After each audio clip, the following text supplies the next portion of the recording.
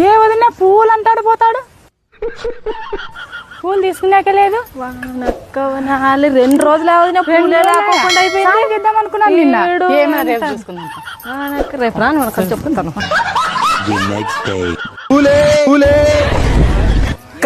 దావకాట నిలబెట్టినారు. కొద్దిసేపు ఉంటే గుద్దేమన్నక్క మిమ్మల్ని. పువ్వు అంటివి మొన్న ఈ పొద్దు జడ అట్లే పోతాననుకోని నేను జడ వేసుకునేదాన్ని ఇడిచిపెట్టుకొని ఇట్లా వచ్చింది. పూలు అనేది లోపు ఎక్కడ పోతావో అని పప్పు రామదని ఉరికెత్తుకుంటూ వచ్చిన అప్పయ్య. అయితే అయిందిలే కానీ అక్క మీకన్నా ఎక్కువ అక్క ఇస్తలేండి అక్క, తీసుకుందిలేండి అక్క. అల్లే గాని వ్యాపారం ఎట్లా జరుగుతుంది నీకు? ఏదో అసలు ఏమే కానీ వ్యాపారం జరగలేదు అక్కడ. ఒక 3 కూడా అయిపోలేదు. స్పీడ్ 90తో పోతే ఎక్కడ దిగు నువ్వు దిగు ఫస్ట్.